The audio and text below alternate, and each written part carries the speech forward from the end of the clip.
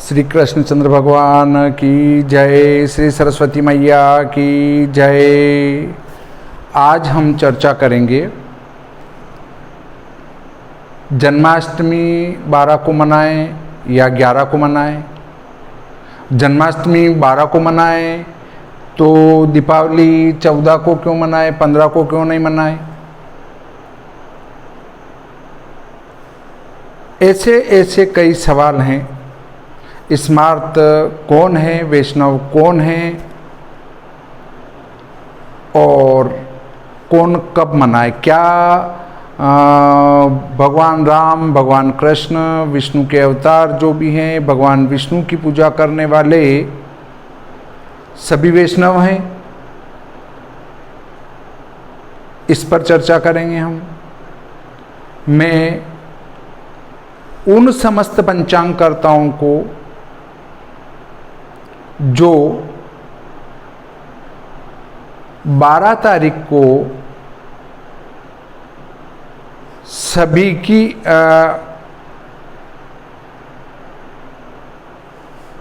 जन्माष्टमी बता रहे हैं, उनको आमंत्रित करता हूं। एक ग्रुप था धर्म सभा जिसमें पंचांगकर्ता थे, उसमें मैंने एक पोस्ट कॉपी करके डाली थी। किसी ने लिखा था कि भाई जन्माष्टमी 12 को मनेगी, वही शास्त्रोक्त है। मैंने उसकी कॉपी डालकर और लिखा था कि ये गलत है। तो हमारे एक अच्छे मित्र, विद्वान और शास्त्रीय मत को ही मानने वाले अजय भाई जी शास्त्री गुजरात ने कहा कि बिल्कुल हम पंचांगकर्ताओं को ऐसी पोस्टों का विरोध करना चाहिए जो कुछ भी लिखते हैं। ये एक अच्छे विद्वान हैं, परंतु एक ने उसकी सेटिंग चेंज कर दी ग्रुप की और एडमिन सेटिंग कर दिया ग्रुप को, और मेरे को एडमिन से हटा दिया ताकि मैं उस ग्रुप में कोई पोस्ट नहीं कर सकूं। तो मेरा कहना है, भाइयों आप विद्वान हो तो अंतर्राष्ट्रीय मंच पर बात करो ना। मैं आप सभी पंचांगकर्ताओं को इस वीडियो के माध्यम से आमंत्रित करता हूं, आप मेरे चैनल पर इस वीडियो के ऊपर डंके की चोट कमेंट करें ताकि अंतर्राष्ट्रीय स्तर पर आपकी पहचान भी बढ़ेगी और आपके मत को भी जाना जाएगा, और आपका कोई जवाब देने वाला होगा वो आपको भी जवाब देगा, ताकि हमको भी ये पता चले कि हम जो पंचांगकर्ता होके कड़क बन के घूम रहे हैं कि मैं तो पंचांगकर्ता हूँ, मैं बहुत विद्वान हूँ, तो अपनी वास्तविकता जब अंतर्राष्ट्रीय स्तर पर जाएगी तो पता चल जाएगा कि अपन कितने बड़े पंचांगकर्ता हैं और वास्तव में पहचान वहाँ सी होगी।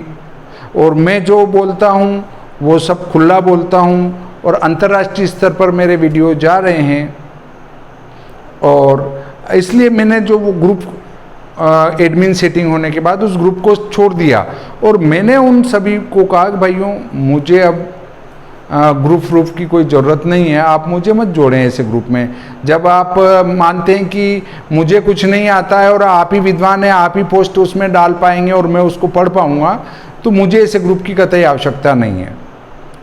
और आजकल बहस करने की बजाय मैंने सारा काम अपने हिसाब से करना चालू कर दिया है। तो अगर किसी को मेरे इस वीडियो से बुरा लगे तो मैं उसके लिए माफ़ी चाहता हूं, क्योंकि मैं कोई इसमें बहसबाजी और लड़ाई झगड़ा नहीं चाहता। यदि आपको मेरा मत उत्तम लगे तो खड़ा अंगूठा दबाएं और इसको लाइक करें। अगर आपको लगता है कि यार बोकस वीडियो है, बिल्कुल आप इस अंगूठे को दबाएं और डिसलाइक करें, और डिसलाइक करने के बाद उसका कारण भी लिखें। नहीं तो आपने डिसलाइक तो मेरे से जलन के खातिर कर दिया, परंतु आप कारण भी लिखेंगे, इसलिए हम इस वीडियो को गलत मानते हैं। कोई दिक्कत नहीं, सभी की बात एक जैसी हो, सभी का दिमाग एक जैसा हो, ये जरूरी नहीं है। परंतु जन्माष्टमी पर शास्त्रोक्त निर्णय के लिए मैं यहाँ आज आपके सामने उपस्थित हुआ हूँ। तो हम इससे पहले भी वीडियो डाल चुके हैं और आज चूंकि मैंने विभिन्न मतों को पढ़ा और उस पर आज मैं स्पष्टीकरण देने के लिए पुनः उपस्थित हुआ हूँ। और यदि फिर भी किसी को लगे कि नहीं मैं गलत बोल रहा हूँ तो बिल्कुल आप मेरे वीडियो को डिसलाइक करें, अर्थात नापसंद करें, और पसंद आए तो निश्चित इस अंगूठे को दबाएं ताकि मुझे लगे कि वास्तव में मैंने जो बोला है वो उपयुक्त अच्छा बोला है, ताकि ये लोग लाइक कर रहे हैं। और अगर आपको अच्छा लगे अपने मित्रों को भी शेयर करें और चैनल को सब्सक्राइब भी करें ताकि नए नए वीडियो आपको प्राप्त होते रहें समय समय पर। मैं श्री भादव माता पंचांगकर्ता ज्योतिषाचार्य पंडित भागीरथ जोशी विश्व सायन लग्न सारणी, विश्व दिनमान सारणी, विश्वोपकार नयनम, भविष्य फल मार्तंड आदि पुस्तकों का लेखक निवासी नीमच से हूँ। और आज मैं इस बात पर चर्चा करूँगा कि एक बात पढ़ने में आई थी कि वैष्णव सभी थे, उसके दो भेद हो गए। तो एक भागवत बन गए और एक दूसरे बन गए, तो स्मार्त वैष्णव बन गए और एक भागवत वैष्णव बन गए। तो जो स्मार्त वैष्णव हैं वे जो है कर्मकाल व्यापिनी तिथि मनाते हैं और जो भागवत वैष्णव हैं वो दूसरी मनाते हैं। और भाइयों, वैष्णव संप्रदाय की स्थापना बाद में हुई है, आदि अनादि हैं वो स्मार्त है। स्मार्त कैसे हैं? स्मार्त इस प्रकार से हैं कि श्रुति स्मृति को मानने वाले, श्रुति कहते हैं वेद को, और वेदों को मानने वाले स्मार्त हैं। और यदि आप विद्वान हैं तो आपने अंतर्राष्ट्रीय स्तर पर पढ़ा होगा और पूरा विश्व एक ही बात मानता है कि सबसे पहली विश्व की पुस्तक ऋग्वेद है।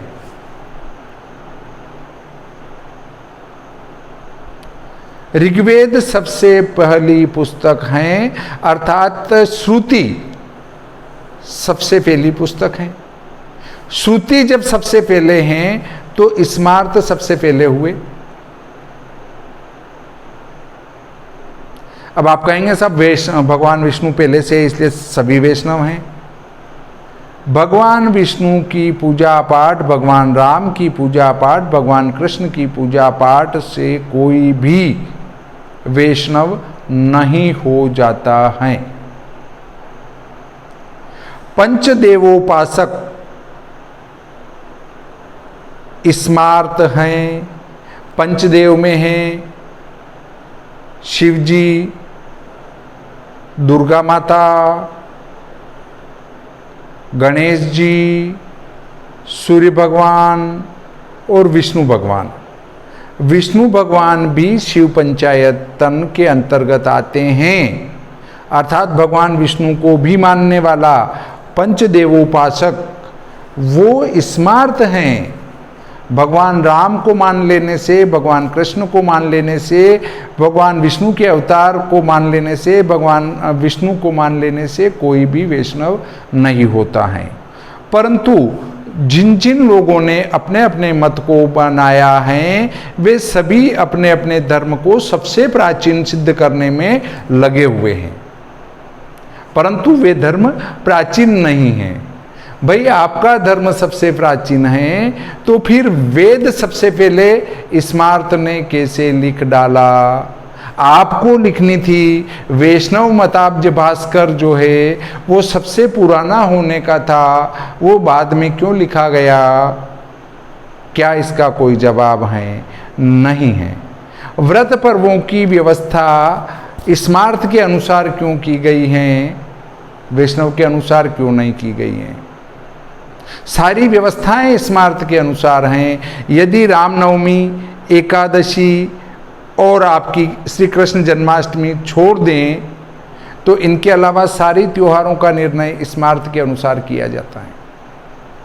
कहीं भी वैष्णव मत को नहीं लिया जाता है। तो इसका अर्थ है कि क्या पहले ये 3 चीजें ही चलती थी, बाद में स्मार्त लोगों ने जोड़ दिया अन्य पर्व? क्या दीपावली बाद में जोड़ दी गई? पहले दीपावली चलती नहीं थी वैष्णव लोगों के समय में? ऐसा नहीं है। मैं किसी का विरोधी भी नहीं हूं। वैष्णव संप्रदाय है, वो सनातन धर्म की एक शाखा है, हिंदू धर्म की एक शाखा है। स्मार्त पहले से प्रारंभ से चला आ रहा है। अगर प्रारंभ होने का एक ही पुख्ता प्रमाण है कि ऋग्वेद सबसे पहले लिखा गया। वैष्णव मताब्ज भास्कर या वैष्णव पंथ का कोई ग्रंथ सबसे पहले नहीं लिखा गया। शायद आपके मेरी ये बात तो समझ में आ गई होगी। इसके बाद कई ने कहा कि साहब गृहस्थी भी वैष्णव हो सकते हैं, वैष्णव भी गृहस्थी हो सकते हैं।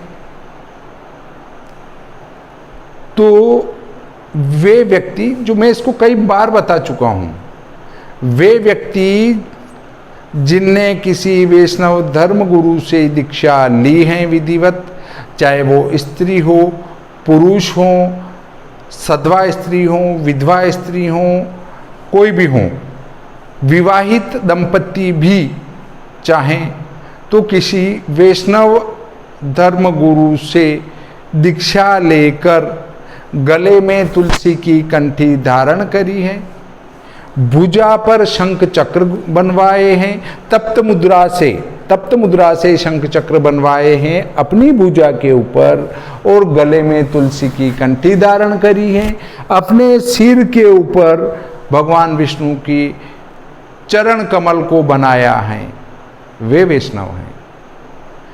अन्य सभी स्मार्त हैं। समस्त गृहस्थी जन स्मार्त हैं। हमारे एक अच्छे विद्वान पंचांगकर्ता हैं, उनने एक जगह कमेंट किया है और उनने यही बात लिखी है कि समस्त गृहस्थी स्मार्त हैं और समस्त सन्यासी, साधु, महात्मा, ये सभी संत, धर्मगुरु, ये सभी जो है वैष्णव हैं, जिनने किसी वैष्णव गुरु से दीक्षा ली है। अब बात आगे बढ़ती है। यदि किसी विवाहित सधवा महिला ने भी वैष्णव धर्म गुरु से दीक्षा ली है तो वो भी वैष्णव संप्रदाय वाली तिथि को मना सकते हैं। अब बात आती है कि साहब सप्तमी विद्या अष्टमी ग्रहण नहीं करना चाहिए, ऐसा धर्म सिंधु में लिखा है। बिल्कुल आपने पढ़ा है, वो सत्य है कि सप्तमी विद्या अष्टमी ग्रहण नहीं की जाती हैं, परंतु यहां पर वो नियम लागू नहीं होता है। तिथि शायद आप जानते होंगे 2 प्रकार की होती हैं, साकल्यपादिता तिथि, गणितागत तिथि। साकल्यपादिता तिथि 6 घटी हैं तो उसको पूरे दिन के लिए मान लिया जाता है कि ये पूरे दिन व्याप्त हैं। और एक होती है गणितागत तिथि, जब कोई भी योग बनता है तो उसके लिए गणितागत तिथि को देखा जाता है, साकल्यपादिता तिथि को नहीं देखा जाता है। साकल्यपादिता तिथि की कहाँ उपयोगिता है, गणितागत तिथि की कहाँ उपयोगिता है, ये पंचांगकर्ता अपने अध्ययन के द्वारा देखकर निर्णय करते हैं। अब एक ने तो लिखा है कि सप्तमी विद्या अष्टमी को ग्रहण करना ही नहीं चाहिए, कृतिका से विद्या वो भी नहीं लेना चाहिए। सप्तमी विद्या अष्टमी हो और उस दिन रोहिणी के पहले कृतिका नक्षत्र आता हो तो उसको ग्रहण नहीं करना चाहिए, ऐसे भी फेसबुक पर कमेंट पड़े हैं, अखबार में लगाए हुए हैं लोगों ने। अरे भाइयों, रोहिणी से पहले कृतिका आता ही है, अब उनको कैसे समझाएं कि भाई रोहिणी से पहले कृतिका आ जाए तो नहीं करें? बोलो, अब इनको कैसे समझा सकते हैं? ऐसे ऐसे फेसबुकिये हैं जिनको देख के लगता है कि यार ये क्या कर रहे हैं, इस शास्त्र का जो है गुड़ गोबर एक कर देंगे, न वो लीपने में आएगा न वो खाने में आएगा, क्योंकि गुड़ गोबर एक हो गया तो उसको लीप भी नहीं सकते हैं न खा भी नहीं सकते हैं। ऐसी दुर्गति ये जो है कुछ लोग करने में लगे हुए हैं, जिनमें कुछ विप्र भी हैं जो अपने पीछे शर्मा लगाते हैं और वो कुछ भी निर्णय दे रहे हैं। समझ में नहीं आती बात कि आप यार एक शास्त्र के तत्व को नहीं समझ रहे हैं और कुछ भी लगाते जा रहे हैं और फेसबुक पे अपना नाम चला रहे हैं और फिर वो कॉपी कर करके पेस्ट करते जा रहे हैं लोग उनकी, कि देखो ये कितने बड़े विद्वान हैं। अरे यार, मेरे को लगता है कि तुम कुछ जानते नहीं हो ना, कुछ भी कमेंट करे जा रहे हो यार। कर्मकाल व्यापिनी तिथि क्या होती है उसको समझते ही नहीं हो। कोई भी घटना जिस समय घटित होती है उसको कर्मकाल कहते हैं, और भविष्य में उस समय जो तिथि थी उसको हमेशा के लिए मनाया जाता है। अब कहते हैं कि 12 तारीख को सर्वार्थ सिद्धि योग में जन्माष्टमी मनाई जाएगी। भाइयों, सर्वार्थ सिद्धि योग जन्माष्टमी का निर्णायक है? यदि हाँ ऐसा है तो फिर सर्वार्थ सिद्धि योग आगे अगर अष्टमी को नहीं मिलता है, नवमी को भी नहीं मिलता है, तो फिर आप जब सर्वार्थ सिद्धि योग मिले तब जन्माष्टमी मनाना। कोई कहता है बुधवार मिल रहा है। अरे बुधवार उसका निर्णायक है क्या जन्माष्टमी का? कोई कहता है रोहिणी नक्षत्र जो है 12 तारीख को अर्धरात्रि के बाद मिल रहा है, और वो धर्म सिंधु में लिखा है कि आप जो है रोहिणी यदि एक पल भी मिले तो उसी दिन जन्माष्टमी मनाएं, जिस दिन अष्टमी को रोहिणी मिल जाए। आपकी अष्टमी समाप्त कब हो रही है? 12 तारीख को 11:17 पर अष्टमी समाप्त हो रही है, दिन में 11:17 पर। रोहिणी नक्षत्र आएगा रात को 3:27 पर। अब वो अष्टमी के साथ रोहिणी कहाँ मिल रहा है? पर उनको गणित कैसे समझा सकते हैं? लगे हैं कि रोहिणी अष्टमी को मिल रहा है, अष्टमी तिथि समाप्त हो जाएगी, नवमी में रोहिणी मिलेगा, और वो एक पल कहाँ मिलना चाहिए वो तो समझ नहीं पाए। एक पल वहां जब निशित व्यापिनी अष्टमी हो, निशित काल में आपकी जन्माष्टमी है, और वहां एक पल भी यदि दूसरे दिन रोहिणी मिल रहा है तो उस दिन उसको ग्रहण करें, न कि वो नवमी आ जाए और उसमें भी रोहिणी आ जाए तो उसको ग्रहण करें। पर इस शास्त्र को पूरा पढ़ा नहीं, किसी ने कुछ लिखा अधूरा पढ़ के और उसको लेके बैठ गए।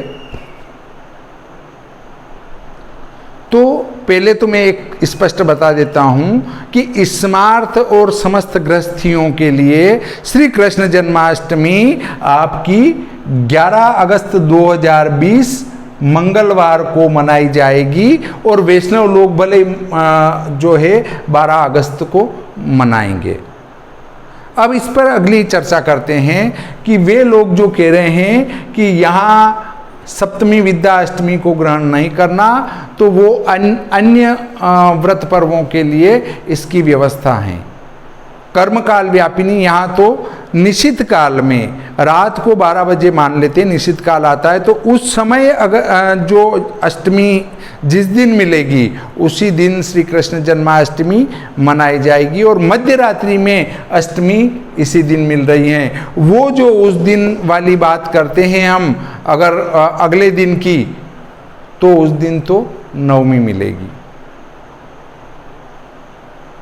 अब इस संबंध में एक बात और आती है कि अभी तक जो पहले लोग कहते थे कि ये तो अमांत श्रावण मास हैं, बहुत सारे शास्त्री जो शास्त्रार्थ कर रहे थे फेसबुक पर, ये तो अमांत श्रावण मास है, भैया अगर तुम्हारी अमांत श्रावण मास है तो ये भाद्रपद में भगवान कृष्ण का जन्म हुआ था, तो आप फिर वो जन्माष्टमी क्यों मना रहे हैं भाई?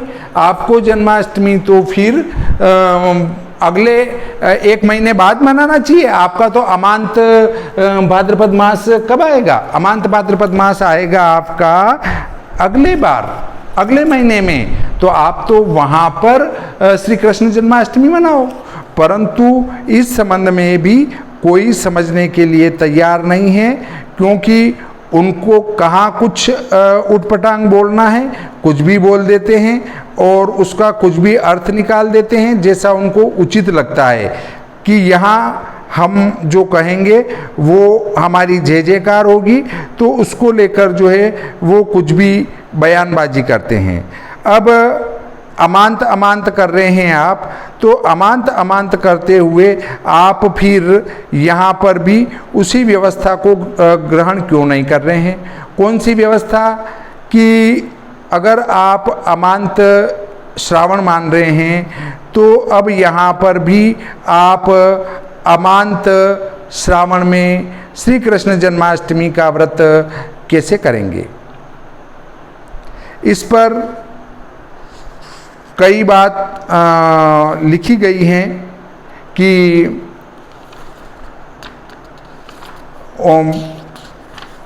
हमारे प्रिव्रत जी शर्मा जो है एक बहुत बड़े विद्वान हुए हैं, उनने भी श्री कृष्ण जन्माष्टमी के ऊपर एक विस्तृत लेख लिखा था।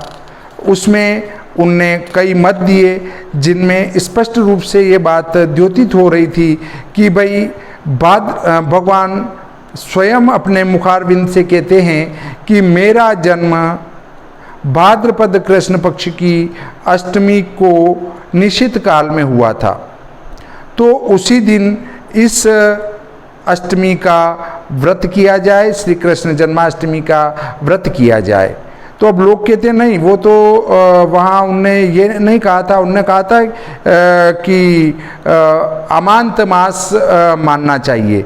ये देखिए जन्माष्टमी पर उनने डाला है, हमारे प्रिव्रत जी शर्मा साहब ने, उनने लिखा था कि स्मार्त गृहस्थी और वैष्णव सन्यासी संप्रदाय के अनुयायियों के निर्णायक तत्व इस व्रत के लिए भिन्न भिन्न हैं। स्मार्त लोग अर्धरात्रि व्यापिनी अष्टमी के ही दिन यह व्रत करते हैं। श्री मद्भागवत के अनुसार यह स्मार्त मत युक्ति युक्त भी हैं, क्योंकि इसके अनुसार श्री कृष्ण का जन्म अर्धरात्रि के समय चंद्रोदय होने पर अष्टमी तिथि में हुआ था। लेकिन वैष्णव संप्रदाय के लोग अर्धरात्रि व्यापिनी अष्टमी की भी उपेक्षा करके पर नवमी युताष्टमी में ही उपवास करने की परंपरा रखते हैं।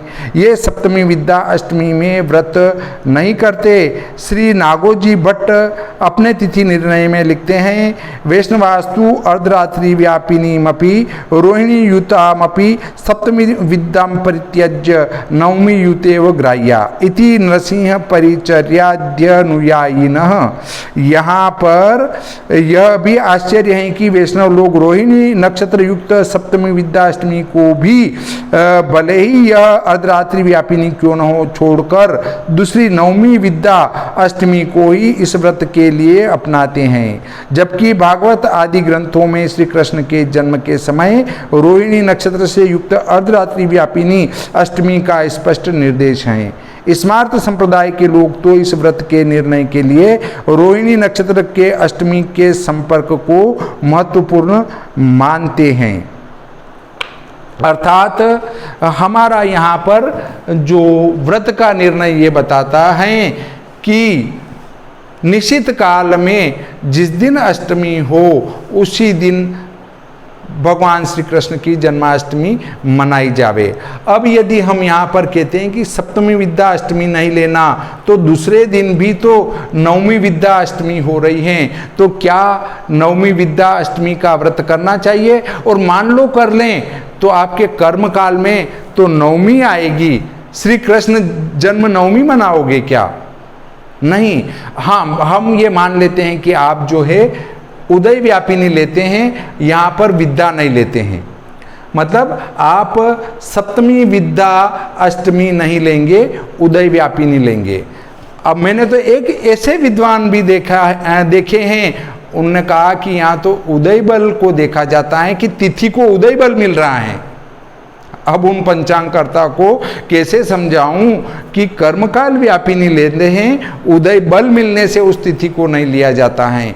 और यदि मैं आपकी सारी बातें मान लेता हूं कि उदय बल वाली तिथि लेना, विद्या तिथि नहीं लेना, और जो सूर्योदय पर जो तिथि है उसको पूरे दिन मान लेना, और मैं इसको भी मान लेता हूं। अब आप विद्वान लोग एक बात का निर्णय जरूर करें कि यहाँ पर आप क्या करेंगे। देखिए मैं स्थिति बताता हूँ। ये देखिए कार्तिक कृष्ण पक्ष की 14 शनिवार 18:44 फल निमज में है, अर्थात वो दिन में 2:19 पर समाप्त हो जाएगी, अर्थात 14 नवंबर 2020 सम्मत 2077 को। और अमावस्या रविवार दूसरे दिन 9:35 पल हैं, जो कि 10:40 तक रहेगी 15 नवंबर 2020 को। अब जो कहते हैं कि साहब हम तो उदय व्यापिनी तिथि लेते हैं, हम तो वैष्णव हैं साहब, हमें सूर्योदय वाली तिथि चाहिए, बिल्कुल साहब हम आपकी बात मान लेते हैं।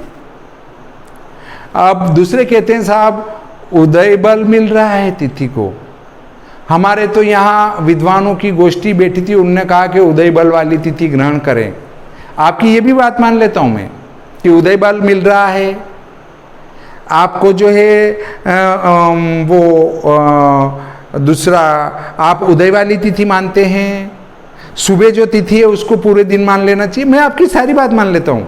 अब यहाँ पर क्या करेंगे, ये देखिए दीपावली हमारी इस बार 14 नवंबर 20 को है। अब आप इस दिन तो 14 से पूरे दिन 18 घटी है, अर्थात दिन में 2:19 तक 14 से इसको उदय बल भी मिल रहा है। अब देखो दूसरे दिन अमावस्या रविवार 9:35 पल है, जो कि 6 घटी से ज्यादा हो तो साकल्यपादिता तिथि बन जाती है। तो ये साकल्यपादिता तिथि होने से पूरे दिन होगी, और ये भी 6 घटी से ज्यादा है तो ये भी साकल्यपादिता तिथि है, तो ये भी पूरे दिन होगी। और ये आपकी तिथि पूरे भारत में, और ये भी पूरे भारत में 6 घटी से ज़्यादा होने से दोनों साकल्यपादिता तिथि होकर ये भी पूरे दिन 24 घंटे मानी जाएगी, और ये भी पूरे 24 घंटे मानी जाएगी साकल्यपादिता तिथि। तो आप 14 को दीपावली क्यों मना रहे हैं? जो वैष्णव मत को मानने वाले हैं, वे पंचांगकर्ता या वे विद्वान जो कह रहे हैं कि यहाँ सप्तमी विद्या तिथि नहीं ले सकते हैं अष्टमी में, और उदय बल मिल रहा है और इसलिए दूसरे दिन पूरे दिन है, तो यहाँ भी अपना मत रखें और ये कहें कि नहीं हम अमावस्या को ही दीपावली मनाएंगे, हम 14 को दीपावली नहीं मनाएंगे, क्योंकि उदय बल अमावस्या को दूसरे दिन मिल रहा है, पहले दिन उदय बल नहीं मिल रहा है, उसको तो अस्त बल मिल रहा है, मतलब वो तो कमजोर हो रही है आपकी अमावस्या तिथि। तो आप दीपावली अमावस्या रविवार 15 नवंबर को मनाओ, जबकि संपूर्ण भारत में इस दिन दीपावली मनाई जाएगी 14 नवंबर को। सारे पंचांगकर्ता इस पे एक मत हैं, सारे फेसबुकिए इस पे एक मत हैं, सारे व्हाट्सएप के ग्रुप चलाने वाले इस पर एक मत हैं कि 14 नवंबर 20 को ही दीपावली मनाई जाए।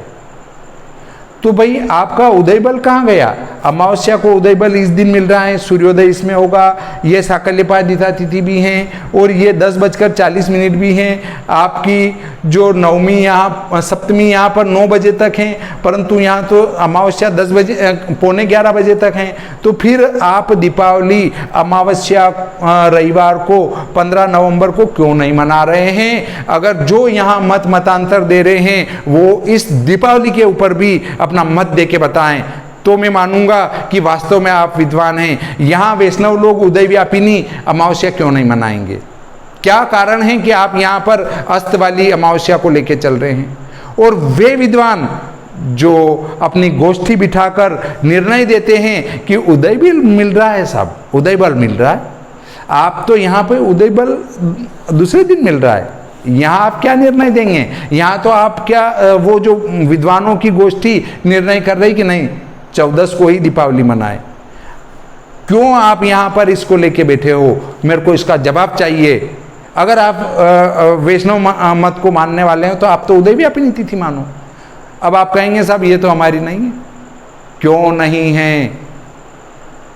माता लक्ष्मी जी की इसमें पूजा होती हैं, और जब माता लक्ष्मी जी की पूजा होती है तो भगवान विष्णु भी उनके साथ ही हैं। अर्ध अंग भगवान विष्णु का है, और माता लक्ष्मी को वैष्णवी भी कहते हैं, विष्णु की पत्नी होने के कारण वैष्णवी। और जब वैष्णवी जी की पूजा हो रही है, विष्णु भगवान की पत्नी की पूजा हो रही है, तो ये भी आपको वैष्णव मत से लेना चाहिए, और उदय व्यापिनी अमावस्या में दीपावली मनाना चाहिए। अब आप यहां पर इसका जवाब प्रस्तुत करें दोनों को मिलाकर, कि यहां तो आप उदय व्यापिनी ले रहे हैं, कर्मकाल व्यापिनी नहीं ले रहे हैं, और यहां पर आप उदय व्यापिनी नहीं ले रहे हैं। क्या कारण है इसका मुझे जवाब दें आप। और यदि यहां पर आप मौन हैं तो यहां पर भी सप्तमी को ही, अर्थात 11 अगस्त 2020 मंगलवार को ही जन्माष्टमी मनाई जाएगी। चाहे वैष्णव 12 तारीख को मनाएं, परंतु 11 अगस्त को वास्तविक रूप से यदि आपको जन्माष्टमी का व्रत करना है तो मंगलवार को ही करें, बुधवार को नहीं करें। अब यदि हाँ आप कहते हैं कि साहब हमारी वैष्णव की अलग है, तो यहाँ भी वैष्णव की दीपावली अलग मनाओ भाई। वहाँ पर एक क्यों मना रहे हो? सारे पर्वों को 2-2 करना छोड़ के 3-3, 4-4 कर डालो। हिंदू धर्म का पतन ऐसे होगा। हम जैसे जो है एक दूसरे की पकड़ पकड़ के टांग खींचेंगे। अब आप कहेंगे आप भी तो टांग खींच रहे हो, मैं टांग नहीं खींच रहा हूँ।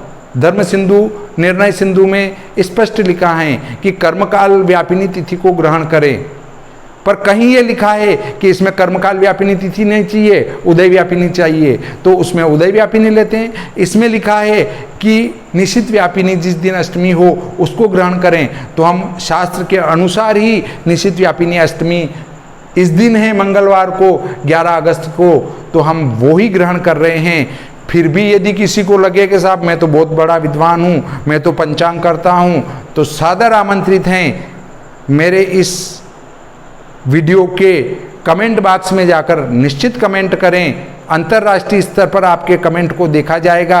आपके पंचांग का नाम भी लिखें और आपका शुभ नाम भी लिखें और आपके फ़ोन नंबर भी लिखें। ये पूरे अंतर्राष्ट्रीय स्तर पर वीडियो चलेगा, और अंतर्राष्ट्रीय स्तर पर वीडियो चलने के कारण आपका जो कमेंट हैं वो भी अंतर्राष्ट्रीय स्तर पर देखा जाएगा। एक छोटे से ग्रुप में नहीं कि आप 10, 20 या 40 पंचांगकर्ता इकट्ठे हो गए और कुछ भी निर्णय कर रहे हैं, वो नहीं। अंतर्राष्ट्रीय स्तर पर जब आपके कमेंट को पढ़ा जाएगा तो अंतर्राष्ट्रीय स्तर के विद्वान भी आपकी पोस्ट पर कमेंट करेंगे। इस प्रकार आज का ये प्रकरण संपूर्ण होता है, और मैं आशा करता हूँ कि आपको वीडियो पसंद आया होगा। यदि किसी की भावना को ठेस पहुँची हो, किसी को बुरा लगा हो, किसी का अपमान हुआ हो, तो मैं हाथ जोड़कर उनसे माफ़ी चाहता हूँ कि मेरे से कुछ गलत बोलने में आ चुका है या गलत बोल चुका हूँ। आप मुझे छोटा भाई समझकर, ना समझकर माफ़ करने की कोशिश करें। इसी के साथ आज का ये प्रकरण संपूर्ण होता है। श्री कृष्णचंद्र भगवान की जय, श्री सरस्वती मैया की जय।